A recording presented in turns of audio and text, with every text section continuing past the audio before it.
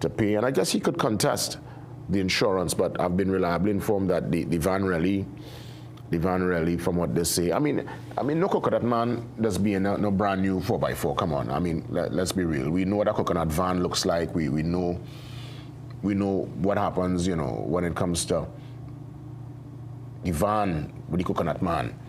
It's just part, I guess, of the aesthetic part of the culture. We have seen it for years, but I guess it's for the Coconut Man to kind of step it up, at least when it comes to the vehicle. And they provide a serious and a tremendous service. I mean, when it comes to coconut vendors and any vendor, we give thanks for their particular drive and their commitment for coming out every single day to service their clientele. But I guess it's a different time in their Coconut Man. So I really feel it from, you know, my heart. If you have a heart, you must feel a certain way. I mean, nobody wants to go through that. But at the same time, we have to recognize that if there is work to be done, best we try our very best to organize. And I guess it's better for everybody on the road too. You see the vehicles that are driving around and smoke coming out of the muffler. That's one that really frustrates not only myself, but a lot of motorists. It's not good for the environment, and clearly it shows that there is something that's in dire need of repair via the vehicle. So they're looking at everything that's wrong. They're looking at everything, and partner, I real sorry, but this is our this is one of those heartbreaking stories. But I hope they stay on top of it with him to kind of find out what happens if he's going to challenge it and if he's able to get over the line to pay said ticket. I'm looking at also permit late fees. There was some mix-up. Apparently, it's really more people have to pay. So folks who line up and were in that crowd of people, when the business day came to an end, they recognized there was an administrative error. What, you can't make this up, you know. The story regarding that development here is on page 5, so by all means, get your Guardian and see what's happening. I'm also watching cop caught in U.S. cocaine net. Yeah, TTPS officer, this is on page 4, on gun and cocaine charges among 3 locals held by the U.S. They're in the U.S. now, and they're going to obviously, well, I guess they'll be deported and case. So the commissioner, he, you know, he recognized what happened there, and he was very straightforward in terms of his response, and you can read all about it right here on page 4 inside the Trinidad and Tobago Guardian. So as it pertains to Venezuela, we're going to have some discussions again concerning that development. Still very early days. Everybody's kind of waiting to see what's next. And in that regard, we get into a discussion with former diplomat Garvin Nicholas. He's going to join me on the Zoom line to speak on the legality of the arrest and issues surrounding sovereignty. So we'll treat with that, and Dr. Garvin Hira also joins us later on, regional security expert, to treat with the unrest or the potential for unrest or violence in Venezuela, and what are some of the security concerns and how we could prep ourselves in the case of any eventuality. And of course, border security will also be a major discussion inside there. Let's head to the back page. Oh yes, Dinoon demands intensity as TNT finalizes their squad. The under-17s, that's our national under-17 footballers, heading off to Peru. So we wish them the best, and we hope that we're able to keep the best out of the crop in the system so that they can naturally find their way into the senior team. I guess our plan now will have to be for 2030 and beyond for a World Cup placement. We will not be in the party this year, and it's now for us to recalibrate and really find the very best from home. And now with the grandfather bill, we could definitely pull some talent from overseas, and that's why they've been able to pull the services of Brent Sancho, who's going to be the scout in that regard to see what's happening out there and pull the very best. So let's see how things go. And we're looking at some AFCON action here. Ivory Coast getting past their opponents to move on in the tournament. It's being held in Morocco. So Ivory Coast, they were able to defeat Burkina Faso. And this tournament is heating up. They're going down to the business end. AFCON. Beautiful football there out of Africa. Let's head to the brief on this Wednesday morning, and it's some action from the Steel Pan Anstey Memorial Girls Anglican School. I'm seeing Mia Mark and another student by the name of Hadassah Bob. They tap their pan sticks in preparation for, I would imagine, Junior Panorama. I took part in Junior Panorama when I was attending Belmont Secondary, and I could safely tell you it was my first experience with the national instrument, being part of an orchestra, playing on the big Savannah stage. I don't even know if we placed in the top 3 or the top 5. It did not matter. It was just one of the greatest moments I remember in my young life at the time, and I still look back to that as it was magical. The euphoria, the excitement. There is something that's really special when you're part of an orchestra and you're playing in unison. Words can't describe it. Only those who would have experienced it could understand what I'm talking about. And if you know, you know. It's really magical. So I'm happy for the youngsters. Enjoy yourself. Enjoy yourself. And the landfill fire prompts health warning as smoke lingers over Port of Spain, and even coming into Port of Spain this morning. Besides negotiating the bush that's now growing on the highway, the place just smoky and foggy. It's, come on. This is our city, folks. This is our city. Again, for the life of me, I've always asked, why is a landfill right there on the way to our city? That baffles me. I grew up knowing it this way, and clearly nothing's changed in my 46 years of life. And that is one thing I would love to see at some point change. But then if you try to push back on that, there'll be a big upheaval, because there are people who live off of the dump. And they will say, you're taking away with food and with industry. And I'm just saying that, my goodness, look at this. We making sense? And I'm not fighting anybody down or fighting on anybody hustling, but I think we have to move up in terms of what we are here for. Everybody within them, there is potential for greater. And I feel better could be done. And we could probably, I mean, I've seen where they have, well, I mean, it didn't happen overnight, but they have turned landfills into viable. Other parts of the world, they turn landfills and stuff and switch it around and turn it into something a little more viable. So EMA, they're looking at what's happening with this fire. It's clearly, it's going to be a hazard. And especially for those who even live close to the space. So it's one of those circular debates. Willing to touch base with all sides of the argument, folks from EMA and even folks who live close to the dump, and just kind of find out in real time what's the daily movement, what's the daily activity like in terms of going there. And I think I'll talk to the producer and see if we can really get a little backstory as to what takes place and what cause sometimes these fires that it's havoc. This is the first time we've had a fire in the dump, and there's smoke all over the place, and it's really an issue with folks who might have respiratory, issues and that kind of stuff. So I'll stick up in there for now, and that's one I think I'll definitely try to tap into and get some more details for 2026. Let's get ready for the pause. We come back and touch base with former diplomat. That's right, Garvin Nicholas, legality of the arrest, and more or less due process, and if there is find out if there's a chance for a fair trial, considering who's on trial.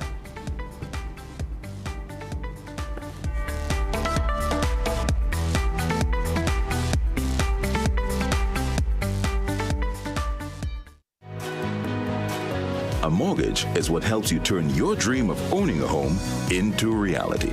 First Citizens helps you plan for every other cost, such as insurance, maintenance, and utilities. Mortgages build equity, offer long-term investment, and give you freedom to make the space yours. First Citizens is here to help you understand your first steps to a mortgage.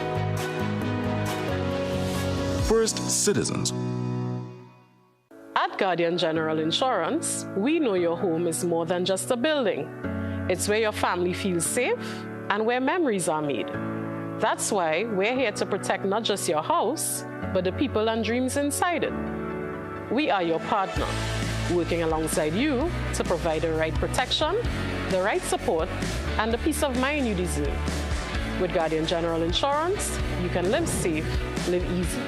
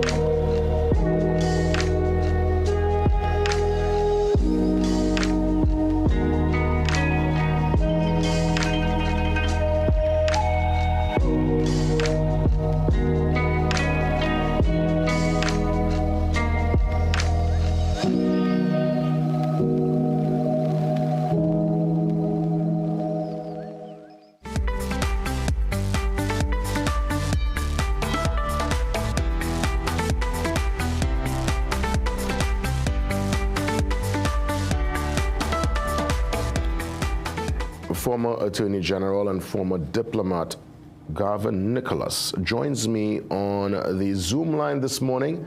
Let me extend New Year greetings, our first interaction for 2026. Great to see you, and I look forward to your perspective on this very important issue. Welcome, Garvin. Great to see you.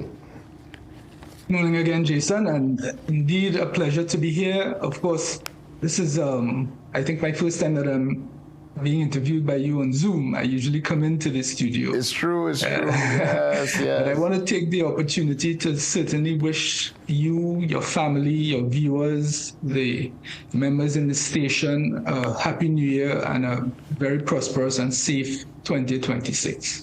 You know, I want to thank you, of course, as always, for being part of the discourse. Let's start things off with the arrest. I put the question yesterday also to someone who is a legal luminary. He's based in the U.S. And I know, obviously, with Noriega back in the late 80s, it was also used via his defense team to treat with the way he was brought to court. Does that stand up? I know New York is the staging ground. He will be tried in New York there with the indictment. But is the arrest or the abduction or kidnapping, according to how you label it and see it, going to be an issue in this case? Is there precedent for them to bring up what happened with Noriega? Is there a chance for, because I'm seeing President Maduro is smiling, most of the pictures thumbs up. He seems to be rather relaxed under the circumstance, and I don't know if he's probably telling himself, well, the way I got to the court was so illegal. This is a sitting president in charge of a sovereign nation who was extracted, as it were, with a military exercise. Will that come up? Will that be a major sore point for those who are trying to prosecute President Maduro and his wife? Well, I think, first of all, we need to understand, and I think I just want to refer back to our last conversation when we were very clear that this whole issue was not about drugs. This whole issue was about oil. And I think it is now clear to the entire world, at least those who have eyes and those who have ears, to see and to hear, that this has nothing to do with drugs per se. It is all about getting getting the hands on Venezuela's oil and mineral industry. In terms of the legality, I wouldn't use my own opinion. I would use the opinion of the experts in the field of international law who have all articulated similar views that this was in fact an illegal arrest in the way in which it was carried out. And of course, we will wait to see how this plays out in court, what evidence the U.S. has against Mr. Maduro. What is interesting is that in the last 24 hours or so, a Times article, a New York Times article, suggested that the administration no longer sees the Tren de Agua as a real organization. And a lot of discussion prior to the arrest was based on the fact that Maduro was actually the head of that organization. So if that organization does not exist in the minds of the Department of Justice, then it would be very difficult to see what he was heading. In terms of Noriega and even others who had been abducted and or killed in operations by the U.S. over the years, I think this case with Maduro is probably the weakest because, of course, again, it was premised on the fact that Maduro was supplying cocaine and fentanyl to the U.S. And that is the basis on which he was deemed a narco-terrorist.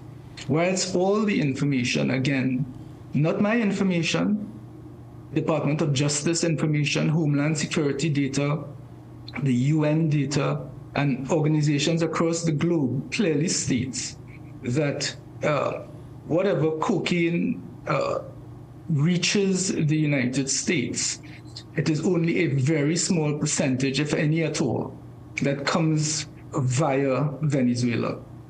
And certainly, with regards to fentanyl, it is a similar situation where Venezuela has not been responsible for sending fentanyl to the United States of America. No, it's well documented. So the whole premise on... Yeah. Sorry? No, I'm saying it's well documented. The byproducts come from China and it's manufactured in Mexico. We all, you know, that's how fentanyl gets into the U.S. So, you know, that argument was debunked a long time ago. But what I'm trying to figure out, though, even the drug boat strikes, right, that was the precursor to the extraction on Saturday. You think that will play a role in the case? Is that, well, I mean, clearly it's a breach of international law, but there's been no arrest, there's been no one being held accountable, and clearly the U.S. seems to be operating above the threshold of international law. Is this the new reality for us, Gavin, Nicholas?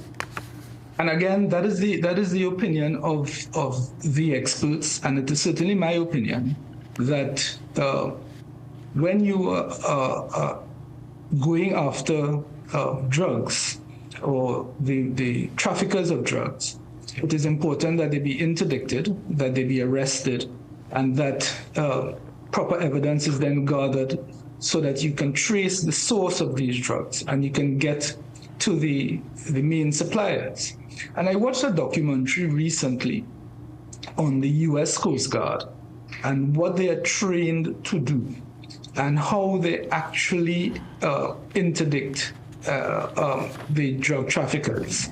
And it was amazing to me the precision at which they are trained to shoot the engines of these boats and therefore immobilize them and easily arrest, interdict, and gather any evidence that would be on the boats.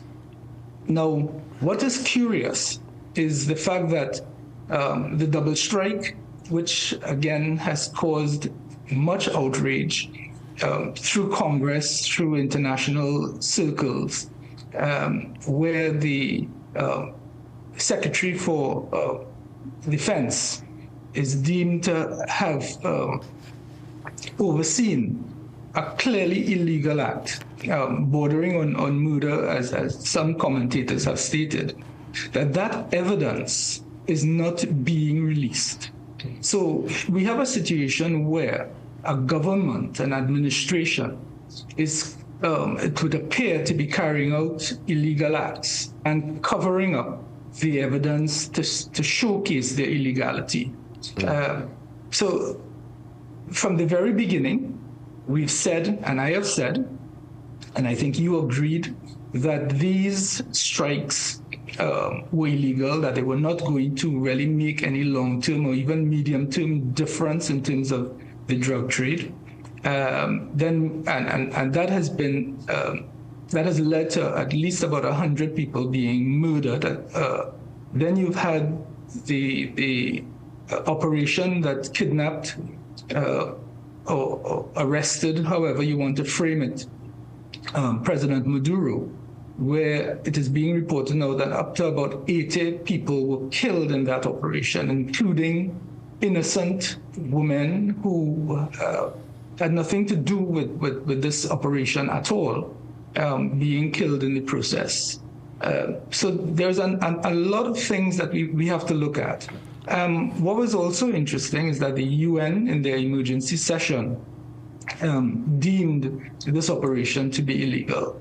Is the UN relevant at all in this 2026? Because again, a lot of statements being made and people are rebuking it, but really and truly, I could tell, and we could all look from beyond the boundary and recognize there's going to be no action. And we even hear and talk now of President Trump being very serious about this push towards Greenland, a place with 30,000 people in the population, a place that's linked to Denmark, and because they're part of NATO, he says it's a very strategic location for their military bolstering to ensure that they lock this side of the world. So we find ourselves, Gavin, in some really, really interesting times. So the UN, as far as I am concerned, acts more of as a pressure group than anything else, so that it frames the morality in which governments should operate. But it is a toothless bulldog because of the fact that there are countries that have the exercise of a veto in the Security Council. And for me, that has been a nonsense for a long, long time. It has allowed Israel, for example, not to adhere to regulations and rules and laws that have been enacted with regards to Palestine. Once the U.S. can veto action, or any other of the big organizations, China, Russia, allowed to veto, then we would never be able to have any real concrete action moving forward, because usually the perpetrators of these unlawful acts are the ones who are capable of the veto. Mm-hmm. And indeed, the U.S. pulling out of ICC at the start of the century also speaks to, I guess, being not in that space of accountability. I mean, obviously, even if there's a war crime. So the irony, Jason, is that you have the U.S. that wants to act as the global policeman, but is subject to no oversight. No checks and balances, ultimately. No checks and balances. And the only organization that could really check the power of the president is the Congress, and they have completely abdicated their role in this regard. Now, we spoke about Greenland, but I think the real issue here, and again, we spoke about this on the last occasion, is the movement towards Cuba. Cuba cannot defend itself. And the U.S., of course, will always choose the soft target. So that the U.S. will find it difficult to go after Russia. The U.S. will find it difficult to go after China. The U.S. might even find it difficult to go after India. However, it is always going to be easier for the U.S. to go after Cuba. And the Secretary of State has articulated on many occasions that Cuba is his real target.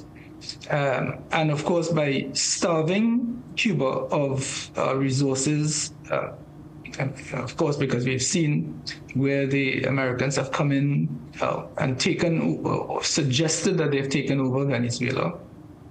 The most recent publication by the President of the United States is that he's demanding 30 to 50 million barrels of Venezuelan oil, for which he will be totally accountable for in terms of how he sells it and what he does with the proceeds. That is an amazing thing to see any leader of any other country just decide that they want to take the resources of another country. And of course, there is some outrage, but whether that would lead to any action again is an issue. So what we really have to do, Jason, is to focus our eyes on what happens with Cuba, because Cuba, I believe, has been a target of the United States for a very, very long time, since JFK days. And I think now the American administration seems emboldened to do whatever it pleases. We've heard key members of the administration suggest that because of the fact that the U.S. has the greatest military on the planet, that it could do whatever it pleases. That, of course, is not the way in which the modern international politics was meant to operate. But we are seeing a complete transformation, evolution of how international politics is administered over the last couple of years. Well, I saw President Trump on Air Force One making mention of Colombia, Cuba, Greenland, Mexico. A couple of places are clearly in his sights. We'll see how things pan out. But when we consider the big story with the extraction of President Maduro, the indictment, appearing in court on Monday, pleading not guilty with his wife, do you think ultimately he will get a fair trial? You think this is already signed, sealed, and delivered, and he will rot for the next couple of decades in jail, or there's a chance for him at all to get a fair trial and walk? Well, the thing is, if there is going to be a jury, then it would be up to the jury to decide whether that jury is skewed in terms of its initial thoughts about Maduro. Because what is curious, if you listen to the mainstream media, whether it be Fox, whether it be BBC, CNN, MS Now, a lot of the hosts, not all, and thankfully not all, but a lot of the hosts, they brand President Maduro when they're referencing him as a dictator, as a narco-terrorist, as a leader of a narco-terrorist state. So they're already framing the argument in the public opinion as to him being guilty. And of course, I don't know what his attorneys would do with regards to making submissions on the ability of a fair trial, given all of this publicity. But certainly it is clear in the public domain that the jury pool attempts are being made to pollute the jury. Well, Gavin, before we wrap things up, you think it's all a hoax? Because I read the indictment on Sunday. It's a 25-page indictment, very long. And it seems to me via the indictment that they were following his movements for a long time, since he was foreign affairs minister in Venezuela, before he even made it to president after the passing of Chavez. And they looked at his ability as president to give diplomatic passports to what they claim were known drug dealers and open up the Venezuelan airspace. So they have built up, from when I looked at the indictment, a really strong case. You think that's all just part of a great hoax, or there is some validity to what's in that indictment? Well, there is also information out there that suggests that he worked very closely with the DEA at some point and set up sting operations where they were moving, where he was facilitating the DEA to move drugs from Venezuela to the US. And you know, these things could actually come back to bite you because they may very well use his cooperation with the DEA as evidence that he might have been involved in the movement of drugs. Again, I don't know what the evidence is going to be, and I do wait for it to be presented. Yeah. I'm not going to make a decision on his guilt or innocence. I've never been here to advocate on behalf of Maduro. I have always been advocating on behalf of law and order. I have always been advocating on what is best for the people of Trinidad and Tobago. Yeah.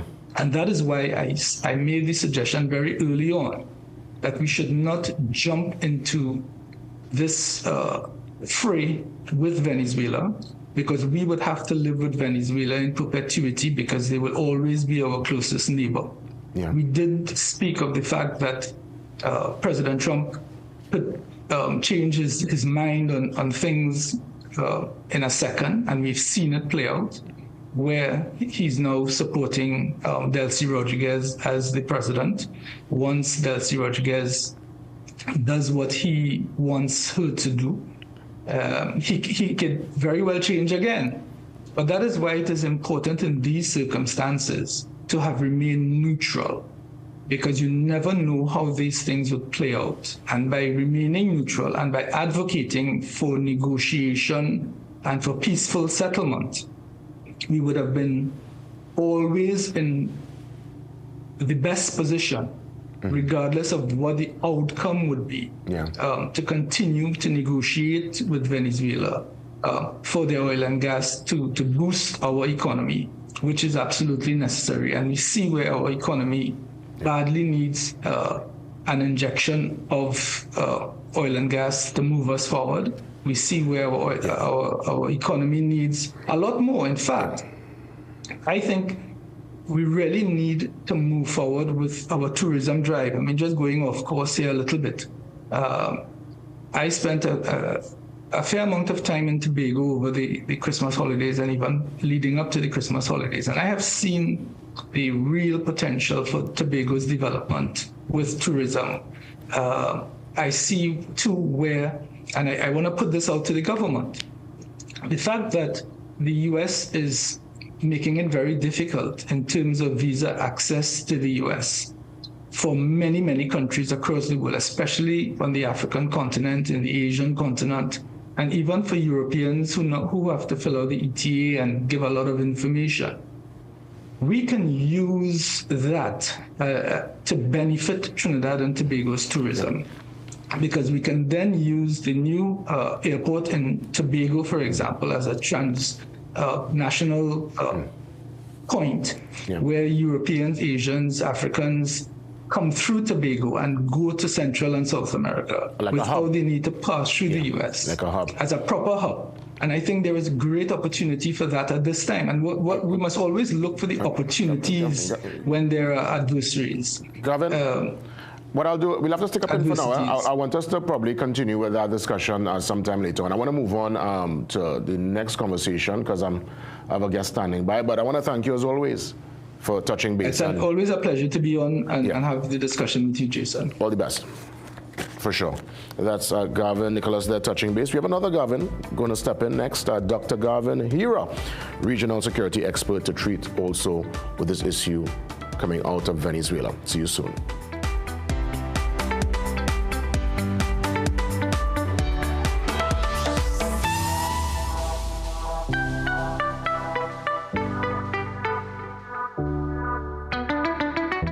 Get a loan at Bremont. The process is simple. Fast and efficient approvals. Receive funds within 24 hours once approved. And no penalty for early repayment. Located at 4 Gallo Street, Woodbrook. Remember, we like to lend. We are your one-stop, most convenient, most helpful, most caring community pharmacy. Our pharmaceutical services include dispensing medicines, repeat dispensing, clinical governance. But we also have a fully stocked convenience store featuring our refreshment aisle, grocery lane, personal care products, toys, pet supplies. We are most conveniently located out of the traffic, just 2 minutes off the highway in Heartland Plaza in Deba Chaguanas. Contact us on 220-8705 or 470-5938 and visit us soon. Things don't always go as expected. Be ready with Trinry for auto, home, business and group life. Call us at 800-TRIN or visit trinry.com today. Huge insurance premium. Pay your premiums bit by bit with FlexiPay from Trinry. For more manageable auto, home and commercial insurance payments, call us at 800-TRIN or visit trinry.com today. Trinry. Premier insurance coverage for less.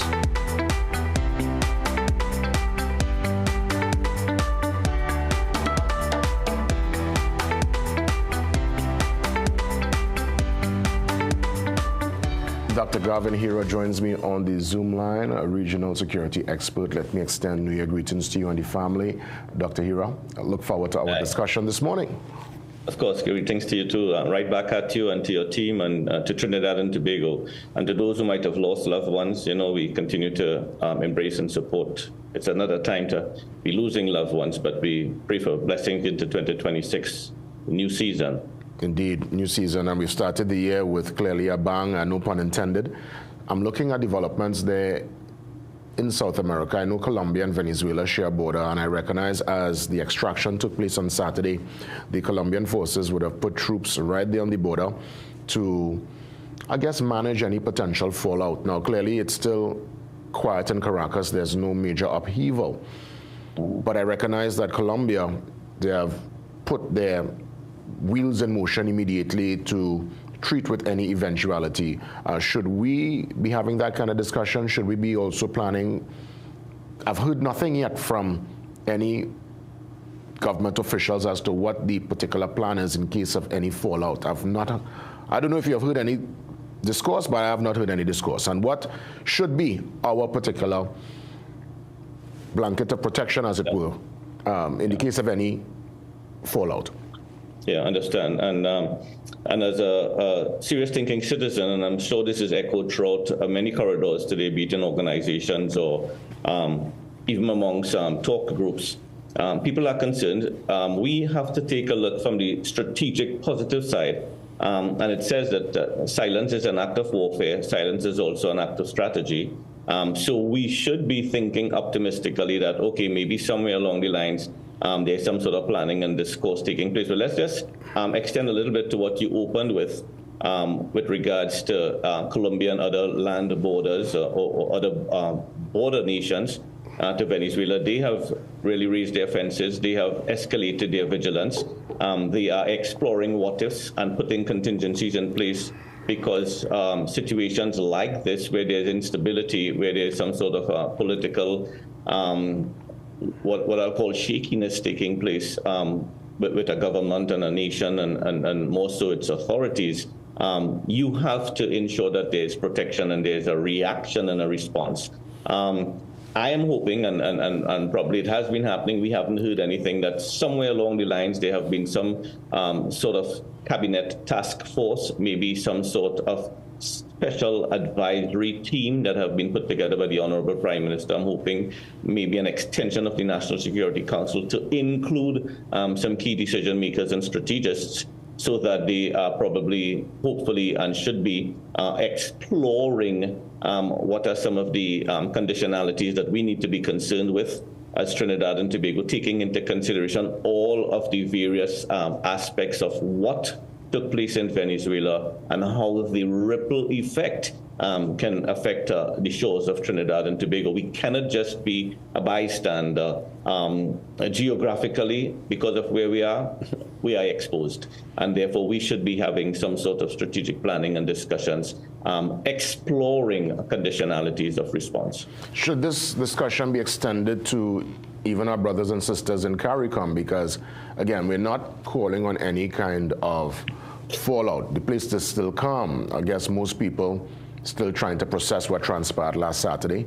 We heard of reports of gunfire in Caracas. We saw there was a mix-up with the military and some drones when they scanned it. You know, we saw some activity there, but nothing major, no upheaval.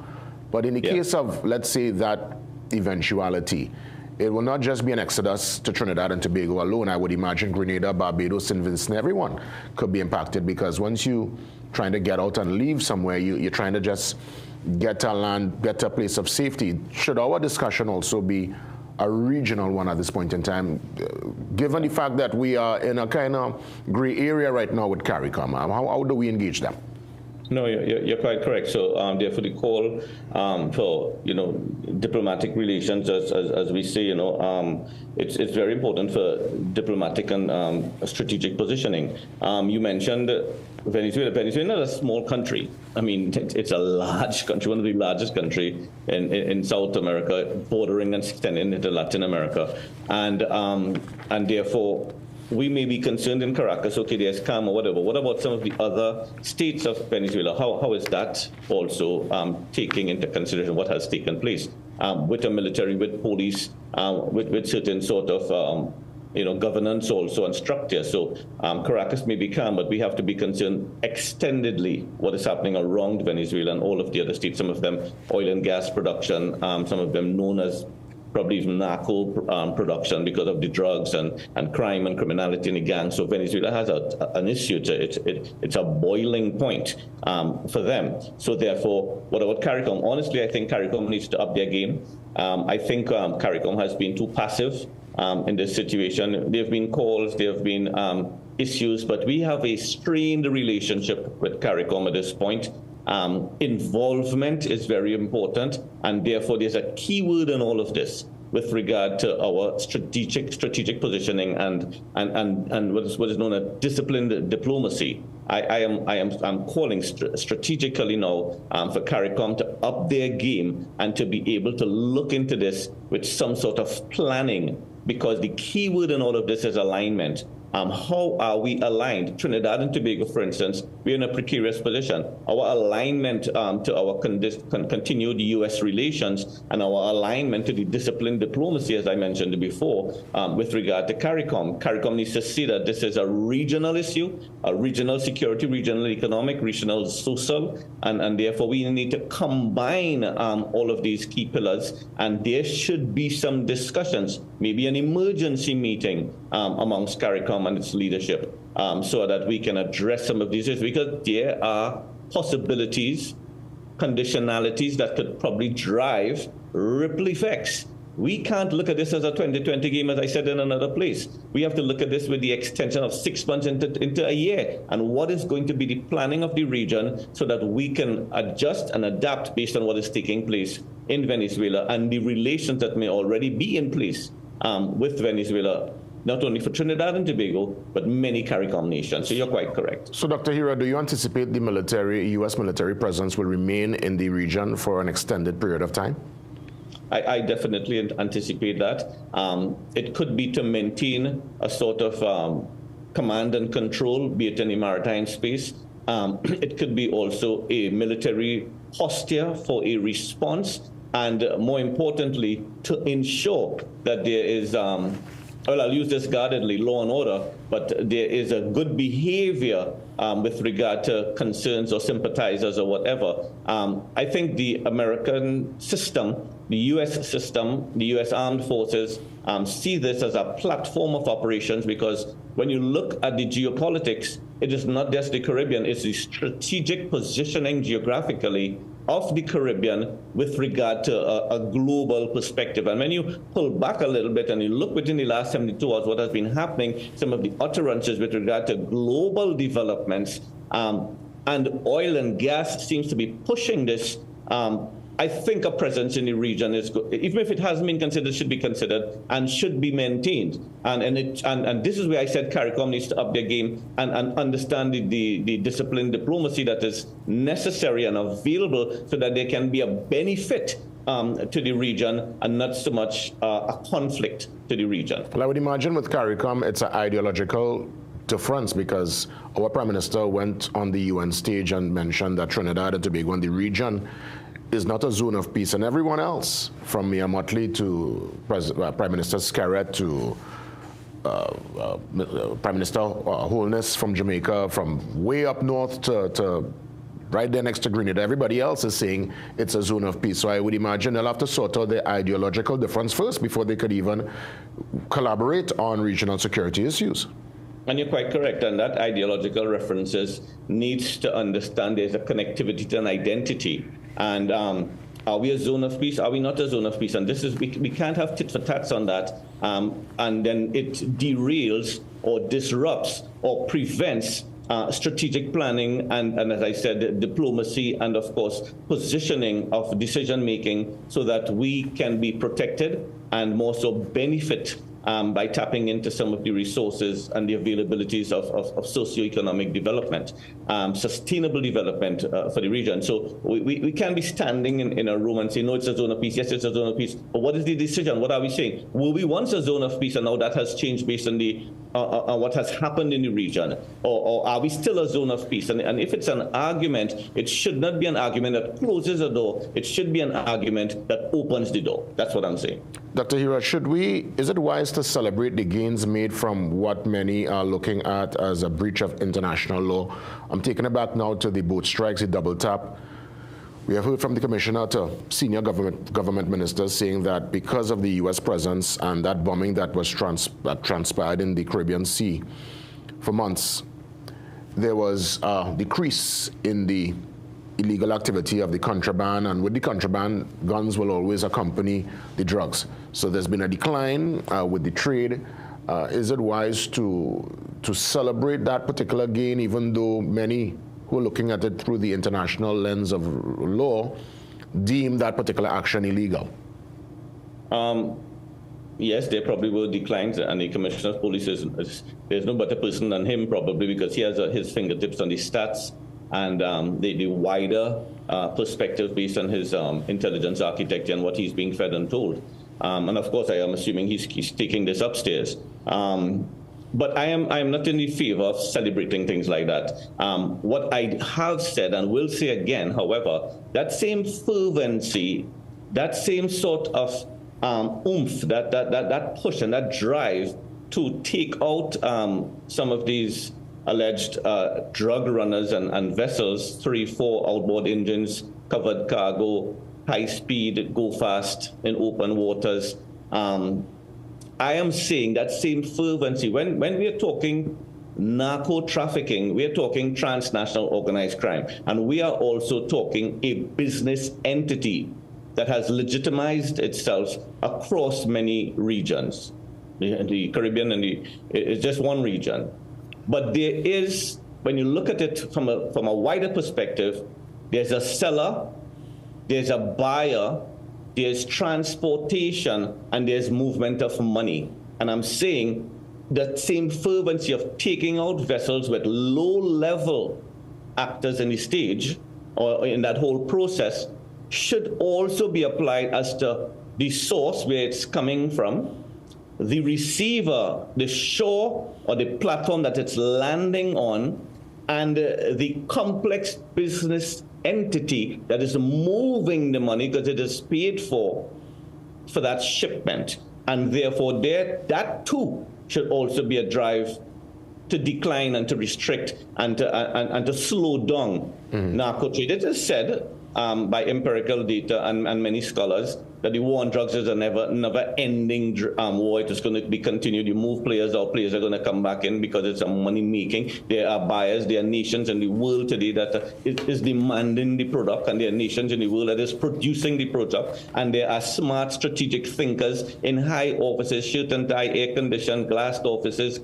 with large boardrooms who are continuously strategically planning the movement of the criminality that is involved in transnational organized crime. So therefore, this is not to celebrate. This is to be concerned, and because nations are being affected not only by the production but also by the usage, and therefore there is a cycle. When you look at it meticulously, Jason and Trinidad and Tobago, there's a cycle in the international drug trade, and that whole cycle needs to be the target and not just the runners. Indeed. In the minute that remains, just to give me, if you can give myself and those looking on, all our friends and family looking on, a little insight into what you're suggesting should be done after the state of emergency. At least if it comes to an end, you're suggesting there should be zones of special operations post-SOE, whenever that is. Could you elaborate in the minute that remains?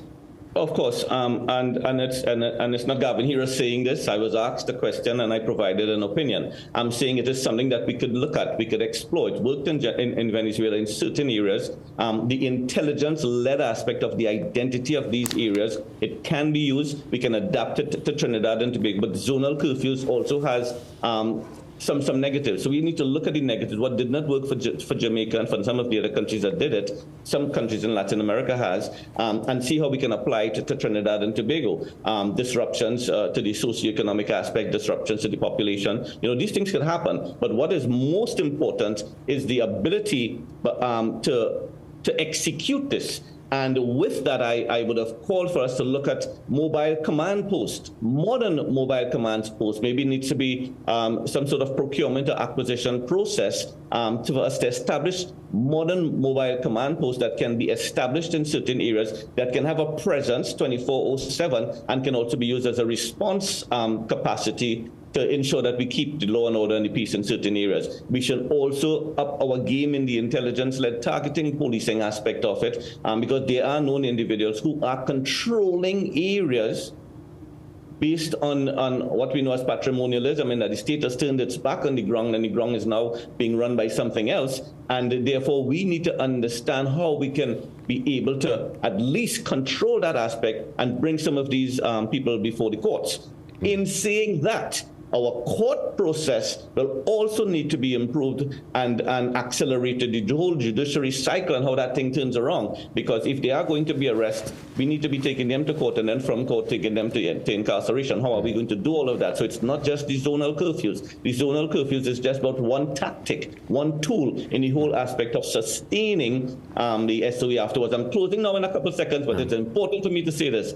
the men and women of law enforcement who have been at the grind and who have been pushing all the time, putting their lives on the line as gatekeepers of law and order, as gatekeepers, as the peacekeepers in Trinidad and Tobago. We need to focus on those people. We need to ensure from a motivational and a humanitarian aspect that the law enforcement men and women of national security, homeland security, defense, however we're calling them today, are looked after, because these are the players we're going to depend on to hold it down. Dr. Hira, all the best as always. We'll touch base soon. God bless. Have a good one, and thanks again for the conversation. Same to you. And his story, he speaks more on that on The Guardian today, page 8. Check it out. Up next, your news update. See you soon.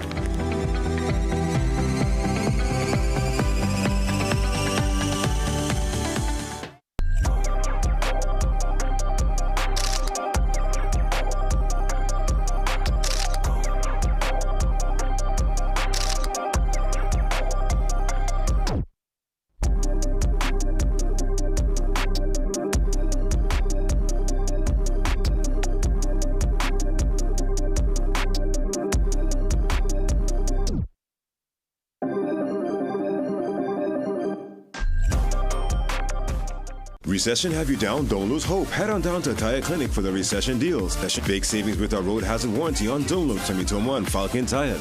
Available at Tire Clinic, Cuba, Chaguanas, and Pleasance Park. Tire Clinic, a tire for every need. Call 636-8973 or 636-2958. Gaming Express Limited is a premium importer and retailer of the highest quality brand name electronics. We stock the widest range of PlayStation, Nintendo Switch, Samsung, and Apple devices and accessories. Visit us at Shop 52, Level 2, Gulf City Mall in San Fernando, or contact us by phone or WhatsApp message at 687-7480 or 301-9797 or 798-1280. Like our Facebook and Instagram pages for updates on products and services. Make sure you have yourself a great invest week by viewing The Boss Report every Monday morning at 6:15 a.m. during CNC3's The Morning Brew. You'll get sound financial advice, whether you're a new or experienced investor, when you view The Boss Report. CNC3, covering your world.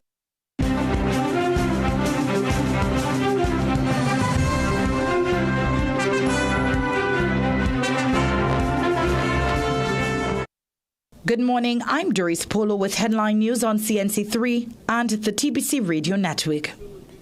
Venezuela's military announced at least 24 security officers were killed in the U.S. operation to capture President Nicolas Maduro, raising the death toll to 56.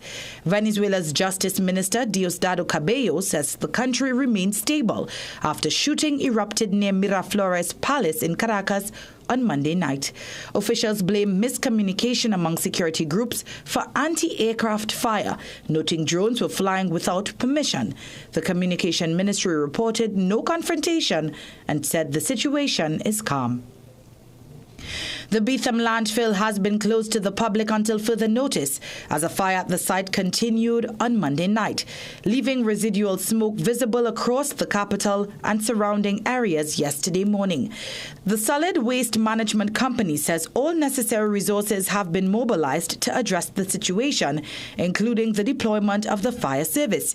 In the interim, waste collection service providers have been instructed to divert disposal operations to the Forest Park and Guanapo landfill sites while work continues to contain the Beetham facility. CNC3 News also reached out to the EMA regarding the noticeable decline in air quality due to the fire. It assured that the conditions are being monitored, though some sensors are offline and undergoing routine maintenance. Housing Minister David Lee says several housing projects across Trinidad are nearing completion and will be handed over to applicants in the first quarter of 2026. Among these, over 100 townhouses in Cora, units in Terrestrial, Dabadi, and homes in Arima.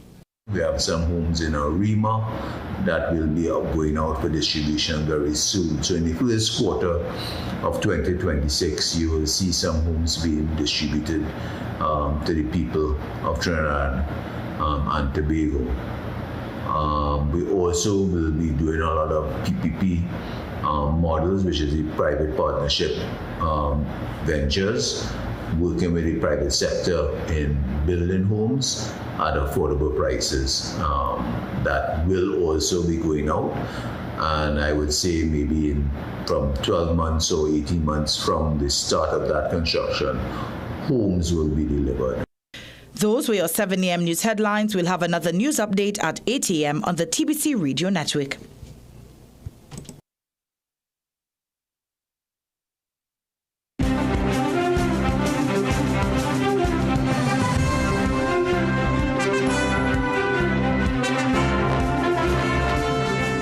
Magical Expressions Limited is the largest local importer and distributor of fresh cut stems, offering the widest range of beautiful flowers at the most affordable prices. Call us today at 701-6488, 701-6680, 728-6786, or visit our website to order.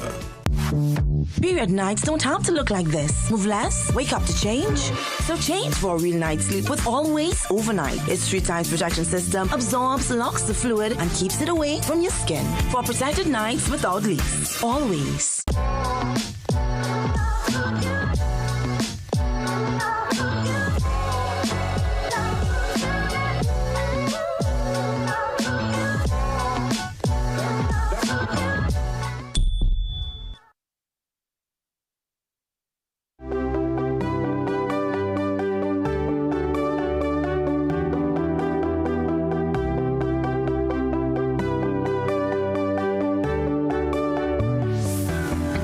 Welcome back. Before we get into our Tobago Talks and a treat with the latest out of the THA elections, Dr. Faith Brebner is going to join us via the Tobago Talks soon. Let's open up the lines, give you a chance to get in on this Wednesday morning. Welcome, you're live. Good morning. So let's try it, 624-8721, 627-8658. Lines are open, chance to touch base, open forum. Let's hear from you. Of course, we're looking at the story here. I mean, my heart is broken for the man, 19,000 in fines. But at the same time, I guess we have to take stock, take responsibility, and really check on ourselves and make sure the car is in good working order. Because like they're playing this wrongs, boy. This is advantageous. My goodness, 19,000. You know, that. My gosh. Dabadi, good morning. Hi, JW. Good morning and happy New Year to you. Same to you and the family. Welcome. Yes, thanks. So the 19,000. So I'm looking at that vehicle, and what the guy was, and when the guy was speaking, he should have been given more fines because he did not have a roadworthy vehicle, and he's planning to trade on it, and he admitted to some of the faults. And one of the why it was so much money, he didn't have insurance, which they said is now $10,000. But you know, funny enough, in the interview, I heard him say he mentioned he even called the insurance company. He said he have insurance. So I don't know. Like, I guess it's like we're not too sure what really is the truth in that with that because that's the biggest part of the charger. That's the 10,000 charger. They did no insurance. But he has other issues with what he's using to sell his coconut. Yeah, I heard the car. Anyway. I heard the van was really in a shambles. Honestly, I got a source that told me the van. I mean, we know that coconut van looks like. We all know. Yeah. So he's something. He's supposed to put things in place because he saw what was happening. Now, my issue is I was watching the news on your channel last night, and when they interviewed people concerning the delays and the miserable things that happening now in Lighton Office, and one of the guys who spoke said that he was very articulate in saying this, that the system had crashed, and he said, probably he knows about these things, that the system supposed to be tested before you put it through this rigid, thousands of people come in, and you don't know how long that system will last. And the system broke down. 3 persons said it, It broke down, and they told them it could hang around or come back tomorrow. Now, when I heard the commissioner was interviewed, I'm not sure if it was on your station, the commissioner said that the system only broke down for 6 minutes. And who to believe? Because if those people were saying they were told to come back tomorrow if they want to hang around, 6 minutes is nothing to wait around for. Sometimes you're working in your job and current gone and you're waiting to see if they'll come back. You don't just dash out, right? Yeah. So I do not believe that transport commissioner, well, that was probably what he was told. It was not 6 minutes because more than one person said they told us to come back tomorrow. So by coming back tomorrow, you have additional money to pay. And I believe this government needs to give at least 2 weeks, 3 weeks notice, because we cannot do something January the 2nd and implement it January the 5th, where the other 2 days were Saturday and Sunday. How could that be any right-thinking individual? You don't care about the people. They just had to fork out money. And there was a guy who had a ticket for $650. Not a ticket, sorry. The fine for the late payment of his permit was $650. Transport commissioner said that was an error, you know. Well, I want to thank you. So what are we to believe, JW? I find this year started out so crazy, just like how it ended. Have a good day. All the best, Dabadi. All the best. Let's head to Digo Martin, hear what's happening on the west side. Good morning, Digo. Morning. Good morning, JW, and Happy New Year to you. Hey, Happy New Year. We had talked for a while, and I was wondering if you're out of the country. Yes. Well, boy, after show had been hugging the lines, thank God you could hear a different voice calling in this morning by Miss Dabadi. Oh, God. JW, you stand your ground, and I say to you, this year, you're supposed to implement something. You can only call once on the program. No, that's how it's supposed to be. You know, it's just I allowed it the day, and then he took the courtesy and went over the line with it. So you know. And he abused the privilege, and calling and accusing you of whose party you supporting with this man crazy or something. Man, look now, man, he just upset my morning with that foolishness he went on with. But thank God you could handle your stories and put your program in force. I want to agree with Ms. Dabadi. Listen, you see, I looked at that interview with the coconut vendor. That man is so brave to come on air with all those effects on that vehicle and still complaining. Well, boy, he real pushy luck there. He real pushy luck. Now, I don't have a problem. The transport commissioner and they trying to make people drive vehicles roadworthy, because it have people driving vehicles and have no insurance for years, and it's only when they hit you and you end up going and make a report they have no insurance. So, but I am saying they're not supposed to be doing it, so you bring it today and you're implementing it.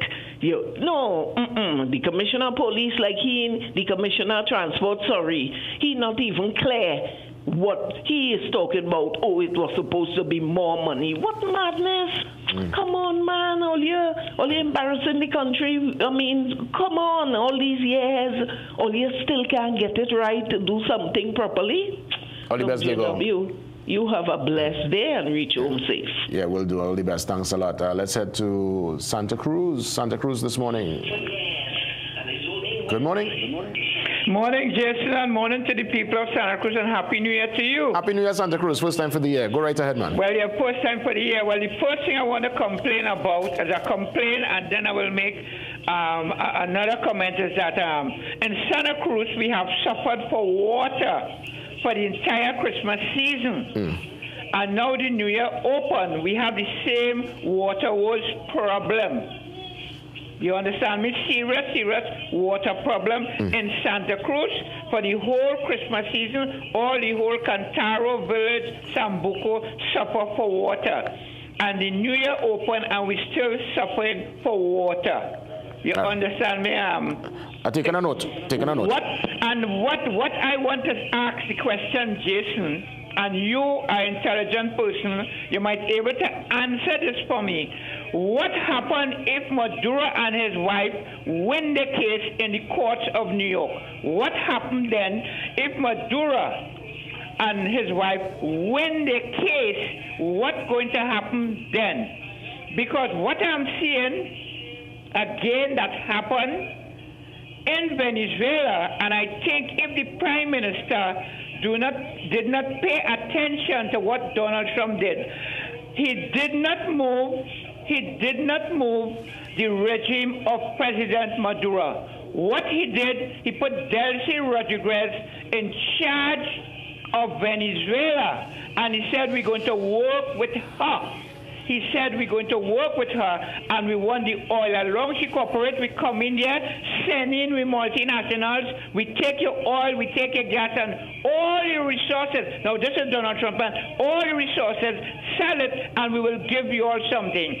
And this is something that the Prime Minister of Trinidad and Tobago need to pay attention to, that they didn't change the entire regime. What they do, they hold two individuals, which for me I find is absolutely wrong. And let's put Maduro out of the picture and state that sovereign states have a right to govern themselves, and nobody, regardless how mighty you feel you are, supposed to go into our country and do what they did. This is Mr. Santa Cruz signing up and saying, God bless Trinidad and Tobago, but Kamala, you take note that Donald Trump did not give you any support. He gave Rodriguez the support.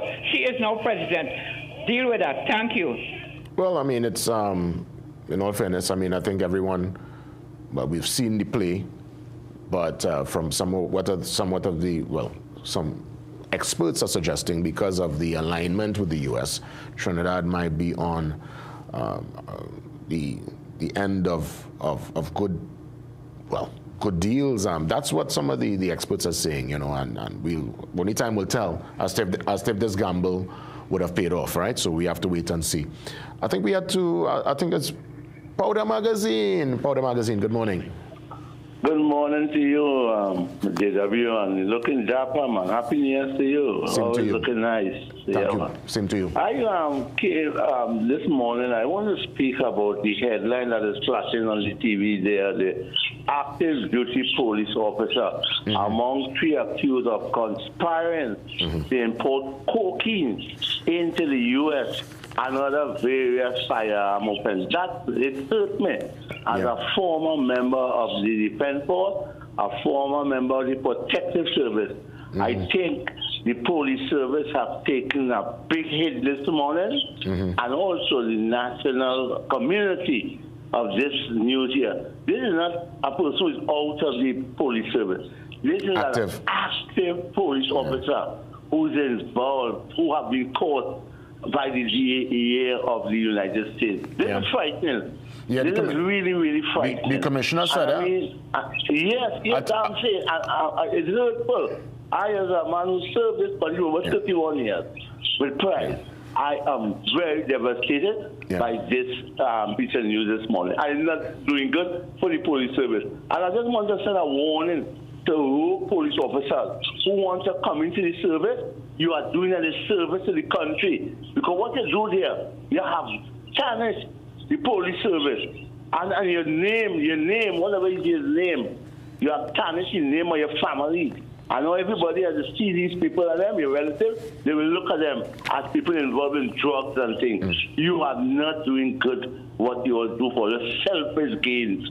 And I call on the police and them who are doing the right thing. Those hard-working police who are doing a lot of the things now, hold your head high and press on and do the work. You all are doing some good things in terms of crime and crime suppression. Thank you for the police service, despite whatever rogue police officer is among you, and weed them out quickly. Thank you, Powder Magazine.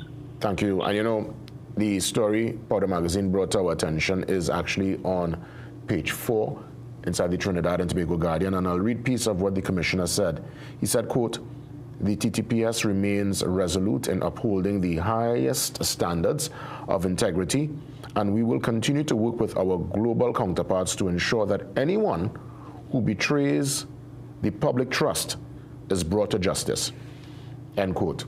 That's part of the statement. That's towards the end of the statement. So he's quite aware, and I guess they're going to cooperate, and I guess this is a reminder for all public officials to not drop the ball, because the embarrassment, as Powder Magazine said, to self, to your family, it's one that it's a brutal stain, especially when your name calling in drugs and them kind of criminality. Remember, you in a job to treat with that, you know, and to arrest people who in that, you know, and you're involved in it. Nah, that's a tough one. Now again, you'll have to go before the court. It's an allegation, but still, you know, your name call, and it's unfortunate. So the story, that story, page 4. Thank you so much, Powder Magazine, to all the callers who would have touched base on this Wednesday morning. We head to Tobago next. Tobago Talks. And when Tobago talk, we listen.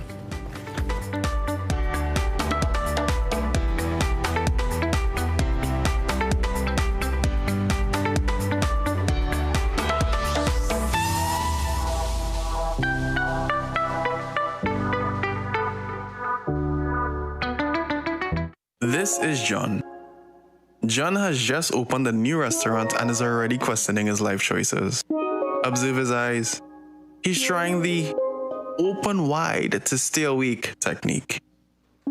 John worries about many things like that overpriced stove, but there's one thing John doesn't stress about: his investments. First Line Securities, helping Trinidad and Tobago invest for almost 2 decades. Invest with us. By public demand, the draw date for the 3-car raffle presented on behalf of Queens Royal College is now extended to Saturday, January 24th. Merry Christmas! First prize is a luxurious, fully loaded Royal Ride Ford Ranger. New draw date, Saturday, January 24th. Tickets only $100. All tickets already purchased remain valid, and additional tickets at $100 are still available at True Value, Reliable Appliances, Christina Shoe Store, Kenny Sports, Unique Bookstore, Extra Foods, JTA Supermarkets, Police Credit Union, ABC Home Center, The Trinity Shop, PRW Enterprises, Sharon Bookstores, Starlight Drugs, Ishmael Khan & Sons, Shamir Spas, Modern Electrical, Bag & Drugs, Steel & Sons Fashions, Bagalito Enterprises, Solara, also Crosby St. James, Athalie's Mother Park, Cincinnati Drugs Sangre Grande, Bellini Drugs San Fernando, IslandEtickets.com. The deadline for ticket purchase is Monday, 19th January. Get your tickets now. For more info, call the college at 622-1671 or the hotline at 491-1802.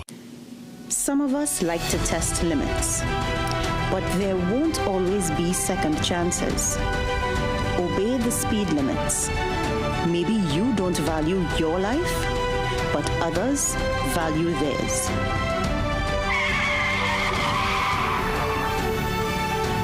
A message from the TTPS.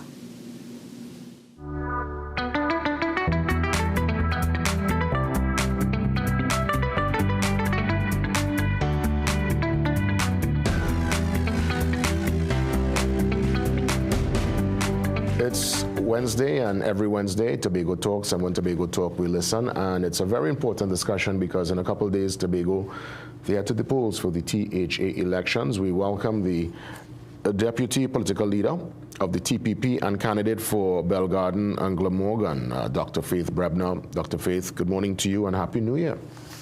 Good morning and Happy New Year to you as well, to all of the viewers, listeners. I think 2026 is going to be a great year. Wishing you nothing less than that, my dear.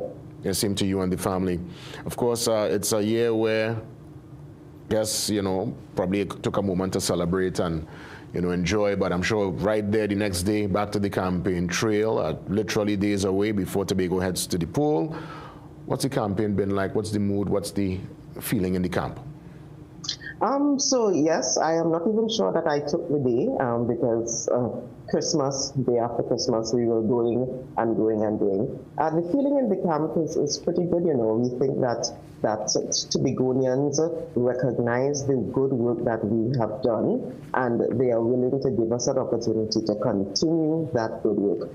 So when you talk to the candidates, when they interact with the people on the ground are saying, yes, we're willing to give you another chance, and I'm saying in advance, thanks to the people of Tobago for that. If you recognize, a couple of days ago on the Feast, we launched our blueprint, and part of that process was Secretary James and Secretary Hackett listing some of our accomplishments for the last 4 years, and that took them about an hour to do in the program. So I think the people of Tobago are willing to give us the other chance, and we are willing to take it and do what we need to do as outlined in our blueprint that was just published. I've also noticed you all put forward, is it a 20-year? Well, I guess this year will be a 19-year plan. That's very ambitious. Is it that you see yourselves being in government there in the THA Assembly for the next 19 years to accomplish such an ambitious plan towards 2045? So our plan really is for the island of Tobago. Maybe we will be here to execute it, maybe not.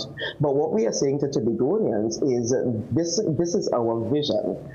These are our short, medium, and long-term plans to get to this greatest little island on the planet status. These are the steps we need to take tomorrow, next year, 5 years from now. And we are asking you to allow us this leg of it to continue doing that. So I think what it is showing to Tobagonians is that it's not a short-lived vision.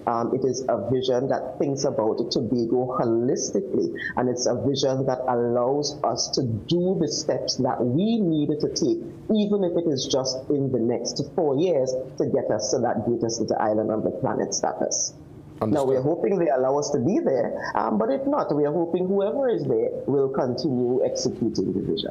Well, we are all also waiting to see if come the 12th, if you all continue in office, if a certain person will be there in any particular role and capacity, and that's Watson Duke, who we could safely say would have ushered yourself and the likes of Farley into the political space under the PDP. We all know it's quite, we'd have to rehash as to what happened there.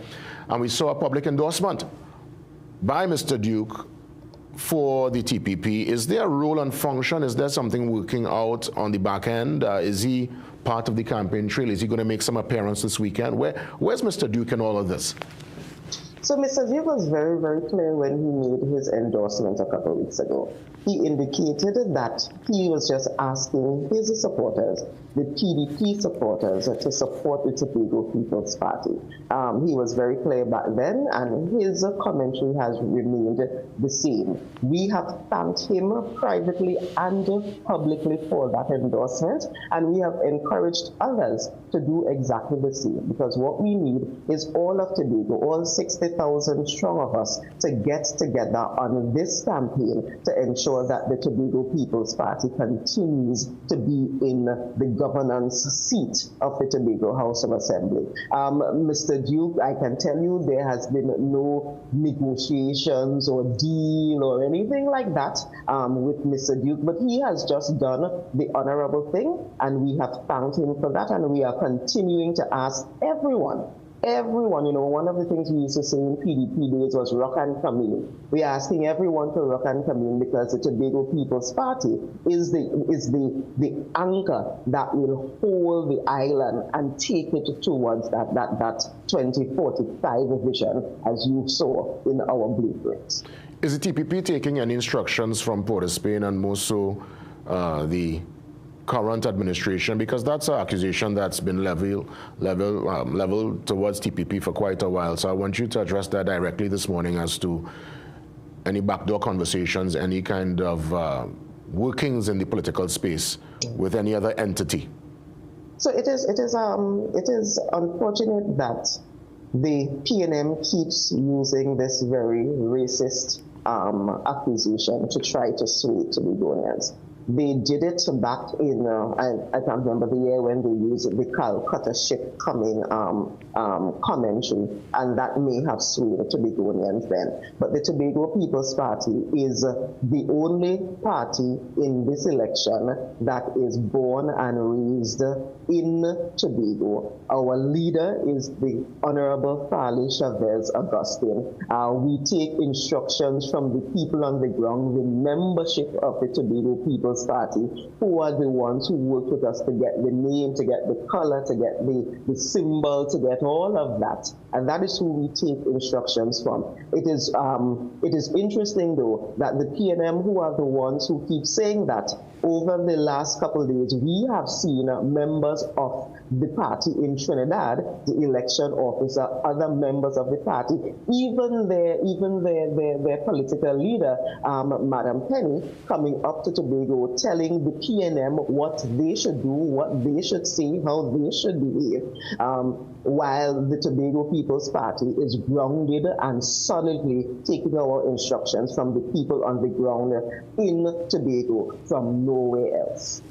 When is your last rally? Where is it? When and where is it carded? What's the plan for this weekend? Because I know this weekend will be the final push, and I'm sure you all will do a massive last push, as it were. Walk me through what's carded for this weekend. Certainly.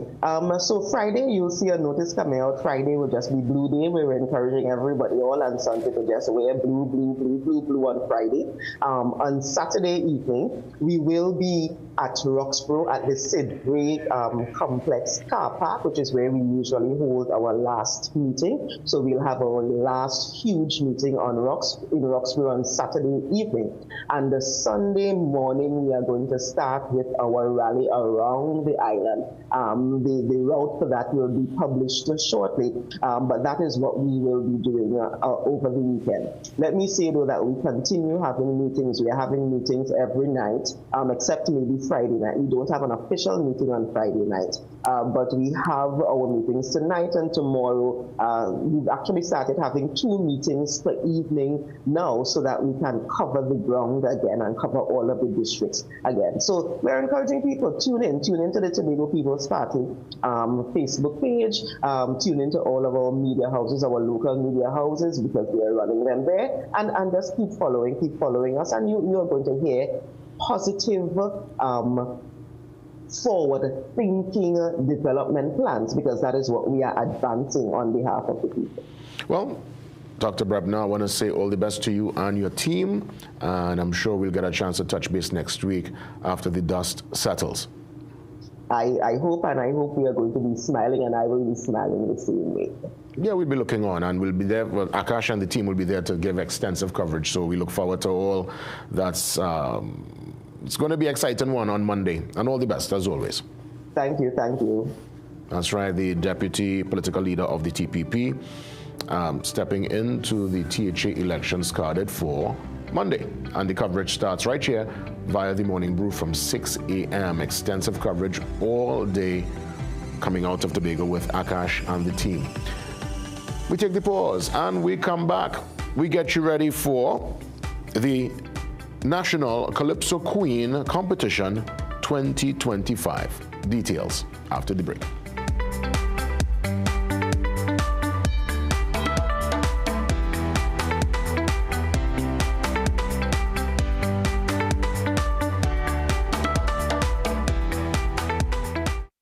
The best back-to-school specials at Southern Food Baskets. Lentil, £2 for $13.95. Red beans, £2, $19.95. Swiss Econopack ketchup, 750 ml, 3 for $19.95. Chubby, 3 cases for $100. Cool Kids, 2 cases for $100. Cheetos, 1.25 ounces, 4 for $19.95. Richport tuna flakes, 3-pack, $14.95. Richport vegetable oil, 3 liters, $39.95. Offers available while stocks last. Struggling with blood sugar swings, high blood pressure, or stiff joints? Take control with Aja Nutrition's powerful wellness trio.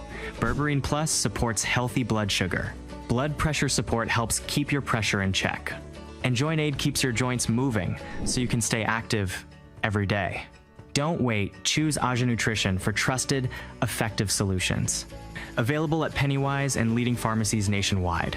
Feel better, move better, live better with Aja Nutrition. What do you think of Kamala's outfit?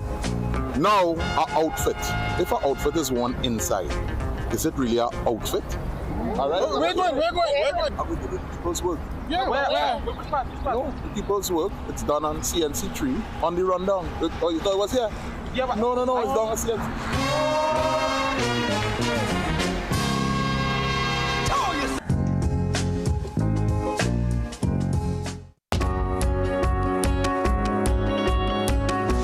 My own personal motto is to show citizens of this country that our stories can be told in a professional and international standard. I want to show them that the journalism they consume on cable TV can also exist here. Each day, that's my focus, that's my drive, to show the stories of our communities, of our people, matter just as much as anywhere else in the world. That's why we are where you are.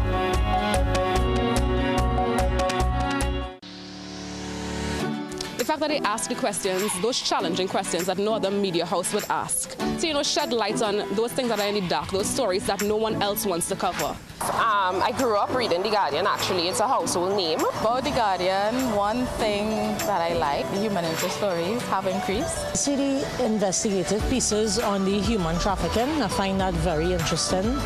You go more in depth on sports, especially local sports, and that's one of my highlights for The Guardian. Yeah, I've been in Ghana since The Guardian started coming out, started working. I was a newspaper man. The stories that are being covered are well detailed and you get more facts.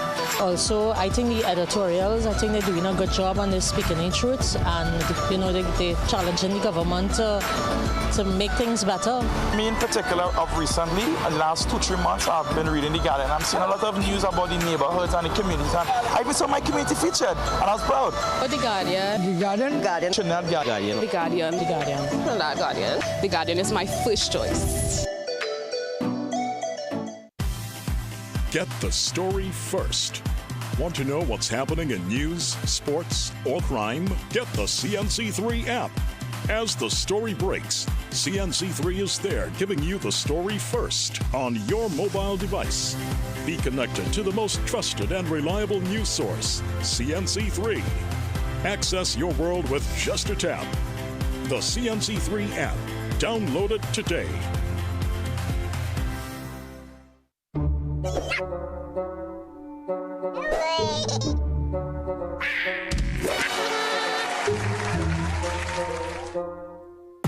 Ask the Doctor's new season is here as Dr. Joel Tilak Singh covers a range of topics and, most importantly, answers all your medical questions. Join us on Ask the Doctor live on CNC3 on Thursdays at a new time of 8:30 p.m. with a rerun on Fridays at 11 a.m. Some of us like to test limits, but there won't always be second chances. Obey the speed limits. Maybe you don't value your life, but others value theirs.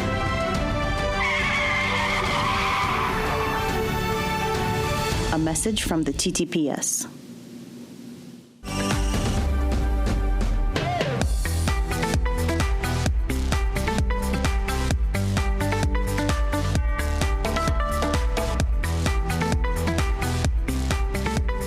With me this morning, executive member of NWAC, Janine Ramirez Bowen. She is here to treat with the National Calypso Queen Competition 2026. Obviously, it's that time, Carnival time. Happy Carnival to you. Happy New Year. Thank you. Thank you. Same to you. Yes, and we know this particular competition is a mainstay. Some of the best and brightest would have passed through and won the competition, and 2026 is going to be no different. And where and when is it carded? Okay, so our semi-finals, because this is the first year we're having a semi-finals. Okay. So this is our 41st year, right? The competition started in 1985, and as we are having a semi-finals, our first semi-finals ever, and this is due to the overwhelming support of women Calypsonians. You know, a lot of women have been coming out. We're having a wider range of genres within the Calypso fraternity. So we decided to open it up and have a semi-finals so we can let in more persons and thereby giving more the opportunity to go to finals. Excellent. So when is the semis? So the semi-finals is this Sunday at the John Cupid Village at the Queen's Park, Savannah at 6 p.m. Admission is free, so everyone can come out. We are welcoming all. You know? Excellent. And when you get your pool from the semis and you have your finals list, when is the finals carded? So the finals is carded for the 25th of January. Queen's Hall again? Queen's Hall again at 6 p.m. Oh, nice. So 25th, that's a Sunday? That's a Sunday as well, yes. All right, yes, all right, yes, all right, all right. And how many will make it to the finals? 16 to 18. 16 to 18? Yeah. Yeah, okay. So finals is Sunday. Oh, well, no, finals is Sunday 25th. Right. But Sunday here is semis. And how many will be appearing on stage 30. for the semis? We have 30 this year. 30? Yeah, well, Akadima, that's why I needed to do a semis. Yes, yes. Our response was overwhelming. We had 100% increase in persons auditioning this year. Serious? Yes. Any young women? A lot of young women. Yeah. We are seeing a lot of our young women coming out. How young is young? We talking about teenagers or like 20s? We have 20s, and I know we had one teenager in particular. Yeah. I'm not too sure about the age range, but we have a lot of young ones. Yeah, the young ones. Because I know sometimes, there are those who, most people who, in the culture, you will start either in pan or calypso. Yes. And then you kind of transition into the soca, the chutney soca, I would imagine. But you ever had in the years gone by, or, well, I guess you said one looks like a teen, you ever had anybody who was like how Marshall started young and people like Natasha Wilson started that kind of young age, and children like how Aaron would have been doing his thing as a little boy? You ever had any little girl in this Calypso Queen competition? Heather McIntosh came up through. And she was like really young at the time, and in school, yes. Yes, she was young at the time. Yeah. So we had Heather McIntosh, we had Chizzy Reese, who was also young. Yeah. That's good. You see, the reason I'm asking is just to know that there's the continuity and there's the interest with the youngsters coming through. So that is tremendous. What's the criteria like in terms of judging, what you'll look for, and who are some of the judges carded? All right, so what they look for, of course, they look for the lyrics, rendition, your stage presence. That's right. Is there any time allowance? You're allowed a certain time to execute your composition, or you could you can do your execution, do your thing. Yeah, excellent. I like that. There's no limit really, because sometimes they put a lot of performers in a particular slot there, and you have to kind of almost rush it. I guess that's in the soca space, but Kaiso's a bit different. It's a bit different, yes. Yes. It is. Who's the backing band? Because it's live, or the singing on tracks? Our semi-finals are tracks. Oh, the singing on tracks? For the semi-finals. Fantastic. The finals will be live backing band. Live Yeah, because it's true, like 30, Yes, it's a lot for a band. That's a lot for a band. And you said it's absolutely free. It's absolutely free, so all are welcome to come out. On Sunday? On Sunday. And you start from? 6 p.m. 6 p.m. So, John Cupid, Queen's Park Savannah, you have your stage set up, the full works. I would imagine, is it straight competition, a little intermission in between? Any guest performers? Walk me through what's happening. Right? So we have, they're drawing. So they have their order of appearance, right? So if you want, I can... Of course. Right? So we have Joanne Gibson. Position 1? Position 1. Joanne Gibson. Right? Then we have Giselle Fraser, Louisa Diane Smith, Chanel Katoy Davis. Katoy? Katoy, yeah. Okay. Any sobriquets there too? Yes, we do, right. Yeah, nice. So Joanne Gibson sobriquet is Queen Voice. All right. Right? Chanel Katoy Davis sobriquet Nelly Cotty. Joel Archer, her sobriquet is Noel Archer. Dahlia McConey, Carice Pascal, Alana Salat, sobriquet Lady Watchman. Naomi Sinnott, Melissa Rodriguez, sobriquet Boss Lady, Avalon Lett, Anika Collins, Crystal Charles, sobriquet the Lady Diva, the Legal Diva, sorry. The Legal Diva. I wonder if she must be a lawyer. She must be a lawyer, okay. Then we have a position 40, Georgia McIntyre, the messenger. Okay. Megala Simon. Then we have an intermission. Nice. Right? So after the intermission, we start back with Ife Allen, Anastasia Richardson, Tamika Darius, Black Birthmark. Hold on, that's the sobriquet? That's the name we have. Black Birthmark? Yes. Let's walk up a stage. Black Birthmark. Yeah. I love it. That's a sobriquet. Wow. Yeah. Okay. All right. We have Summer Fraser. Nice. Jerusha Duncan Regis Pamponet. Rosalind Reed Hayes, Khadijah Jeremiah, Aaliyah Hanks, Eunice Peters, Janicia St-Hilaire, sobriquet Nissa, Judith Edwards, sobriquet J. Edwards, Stacey Ann Sobers Abraham, Janelle Ross, sobriquet Miss Ross, and Corrine Williams Figaro, sobriquet Tiny. Fantastic. Yes, so it's a great cast. I mean, this is exciting, and you must feel good to know that there's such an interest so much, so you had to put the semi-finals in the mix this year. Yes, and I mean, to me that says a lot. It says a lot for female calypsonians. And these calypsos, these are women who, it's a voice, it's given a voice. Yeah. It's given a platform for them to discuss different issues, social issues, political issues, held a lot of different platforms. Is this competition similar to Young Kings, that once you win it, you're retired?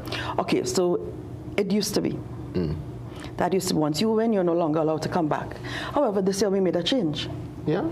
And we allowed past queens to come back. So they have some past queens inside? Yes, we have some past queens inside of here. Yes, we do. All right. Yes, we do. All right. What prompted that particular change? Okay, so because we looked at the forum, the Calypso art from what is art, and we decided that honestly, women don't have much competitions. They don't have much places that they can put their art from, put their craft out.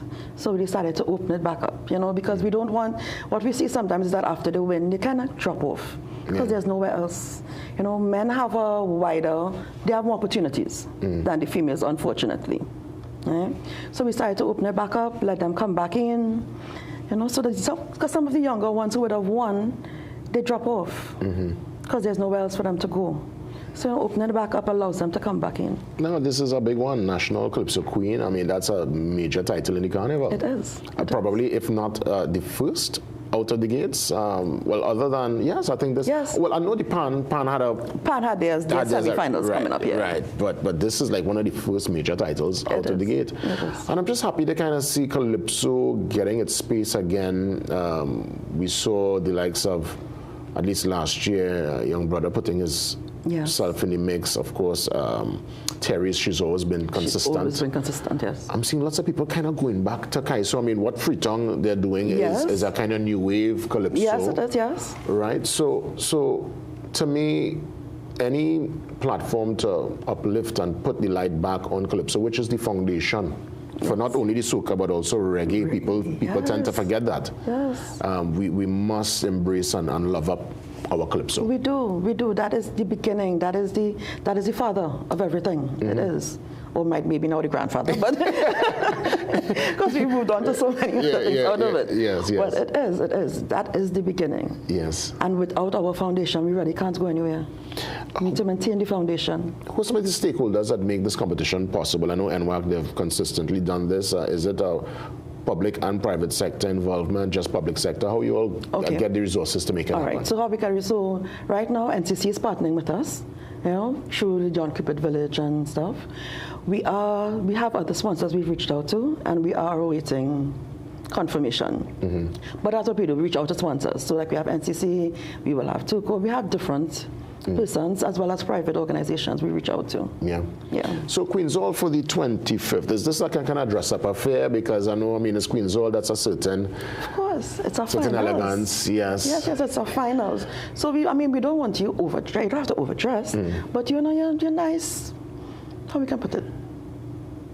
I wouldn't say elegantly, semi-formal. Yeah. Carnival chic.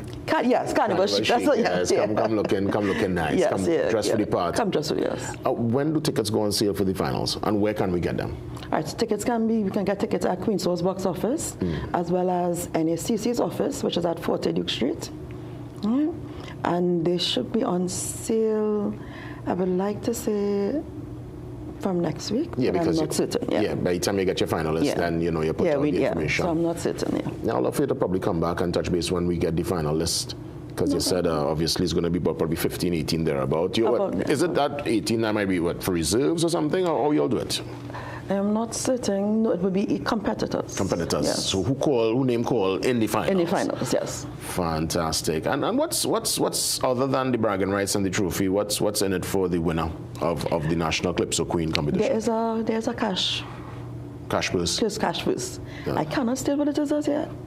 I'm not aware what it is, but there is a cash purse. No, well, of course. So on the next guest, when we have that sorted on the finals, we'll be able to tell you what the fantastic. Cash is. Yes. What's your message really from NWAC, being an executive member, to all looking on as it pertains to Carnival 2026? How you feel about it? What's your Carnival message? My Carnival message would be, let's enjoy ourselves, remain safe, respect each other, and have fun. Yeah, I love that. Yeah. Janine, all the best. Happy Carnival. Thank you again. Enjoy yourself on Sunday. I will. And then we stand by for the ladies who will come out of that semi-final pool. Out of the 30, they will break it down to half of that, thereabout. And we prepare for the 25th of January at Queen's Hall for the National Calypso Queen Finals 2026. See you after the break.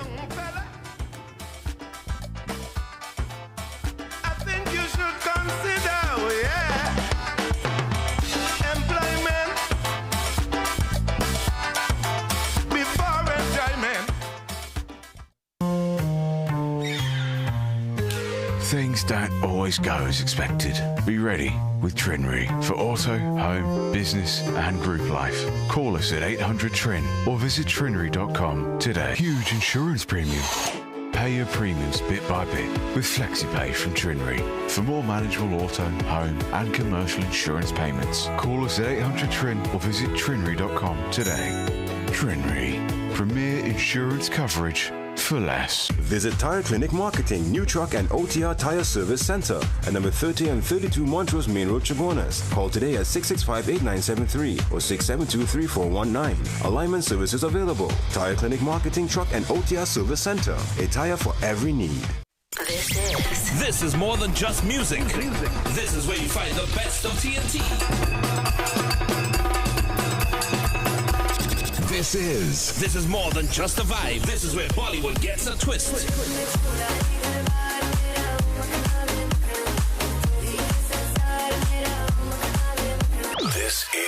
This is more than just energy. This is Bhangra and indie pop too.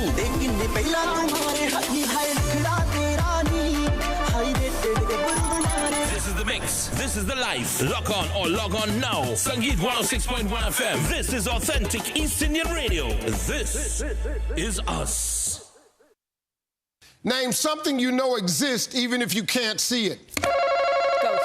Ghost. Good answer, Mom. Bigfoot. Bigfoot.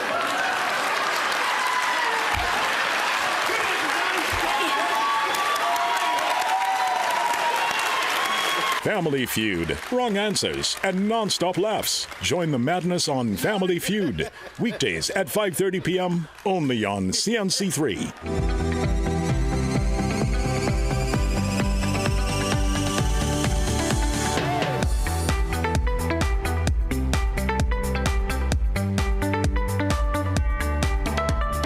Welcome back. Let's remind you ways to contact the team to get in touch, to make the request to join me on the set or via the Zoom line. You're sending your email to tmb@cnc3.co.tt. A very important email address. So take a picture with your phone and all too, or write it down if you have pen and paper. But that's the link. Let's head across now to our social media handles, Instagram, Facebook, and X. That's right. At CNC3 News, at CNC3 Television, at CNC3 TV, hashtag TMB. Very active on the social media platforms. So follow and stay on top of the news. Another important, I would say, avenue for your verified breaking news is the CNC3 mobile app. Also great content there on demand and programming details. So click, follow, put yourself in again. That's right. The Trinidad and Tobago Guardian, oh yes, 108 years. That is a long time. We've been in the business, in the game, and we continue to stay agile, to adapt, to move with the trends. And for those who want to enjoy the Guardian on their laptop, their desktop, their mobile, you can visit guardian.co.tt to start your subscription for 2026.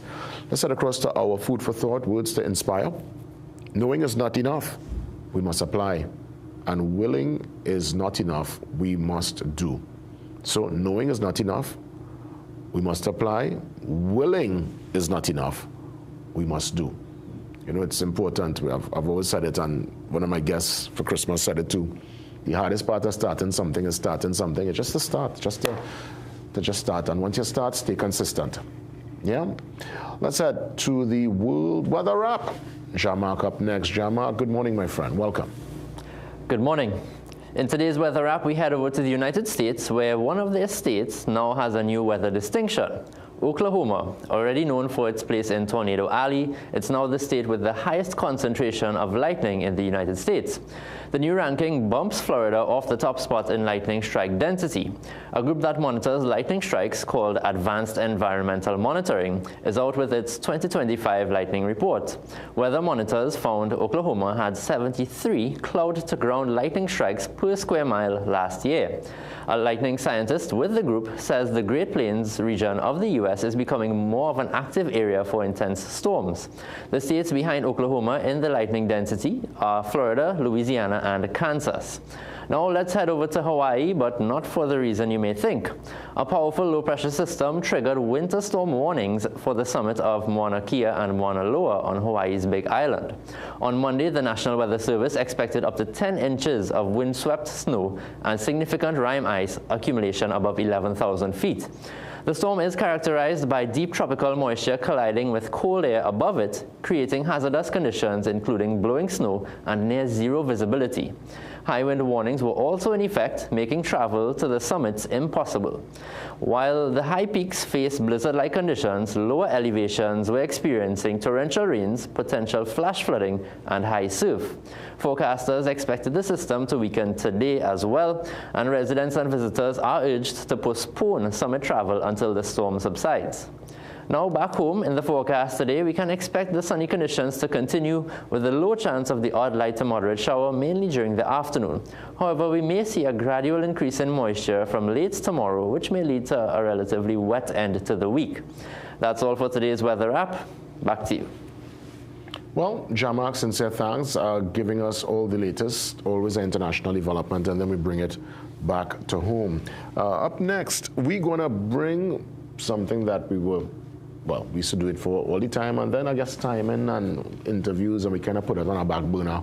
But I'm happy to announce in 2026 we are bringing back our birthday brew, and we're going to start it today and celebrate a couple of folks who, hey, listen, was the new year straight into their birthday. What a great way to start off the year and celebrate. Up next, your birthday brew.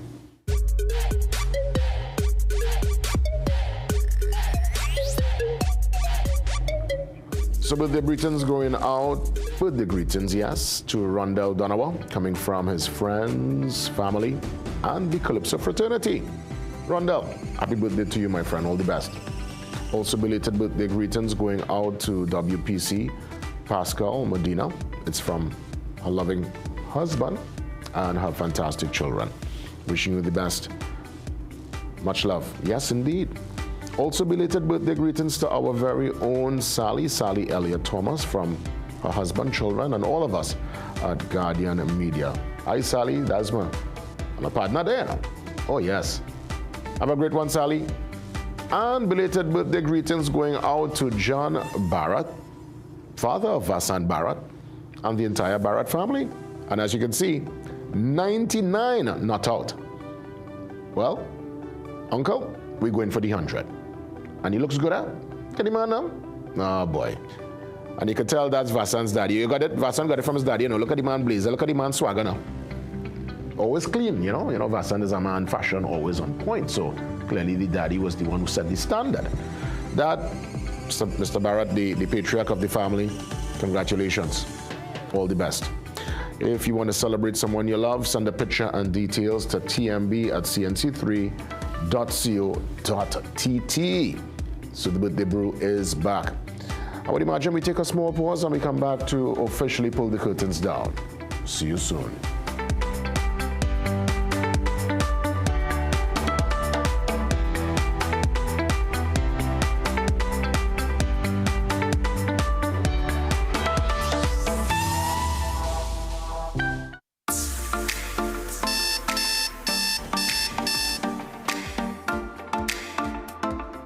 Trinidad and Tobago, good morning and welcome to the Morning Brew.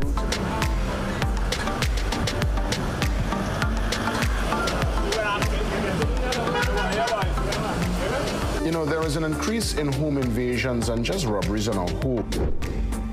Police and you on a Thursday, and we look forward to our TTPS and media ambassador. He's stepping in. This is the exposure that we have to protect against. Williams on location here in San Fernando. Very vibrant and buzzing as always. And I want to give the Southerners to come on the Morning Brew and express their budget wishes 2022. Right here on the street. What is this? Listen, I am afraid to even get something and pay.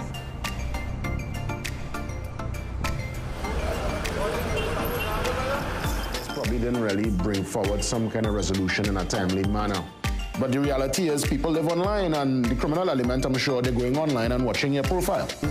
We'll have to pass here to get to the house. And folks get a chance to see the Primala New Generation Dance Academy. You would have done this out there in Los Angeles?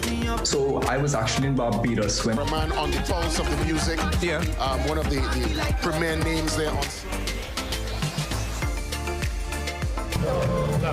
Stay up full, my brother. Respect to the nation.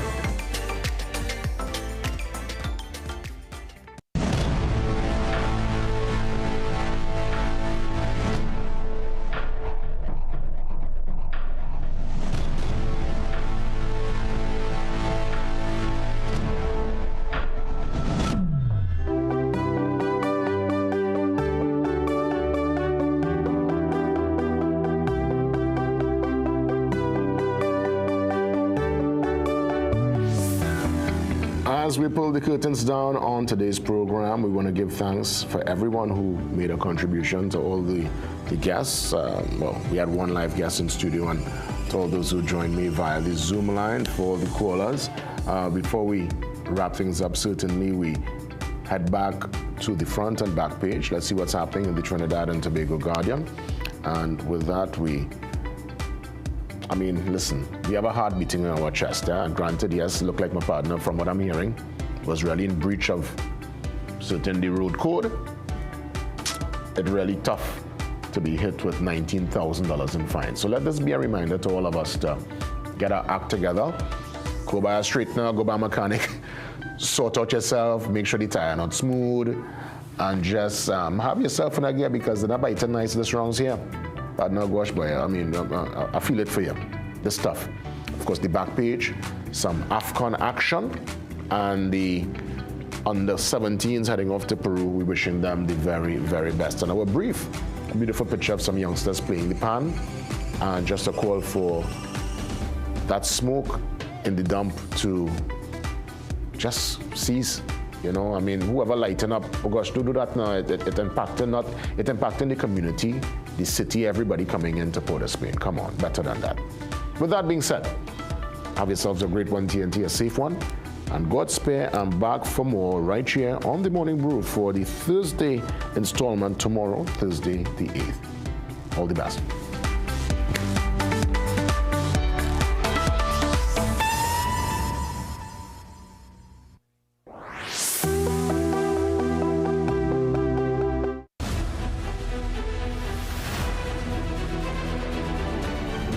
The Morning Brew is brought to you by Omega XL. Live long, stay strong.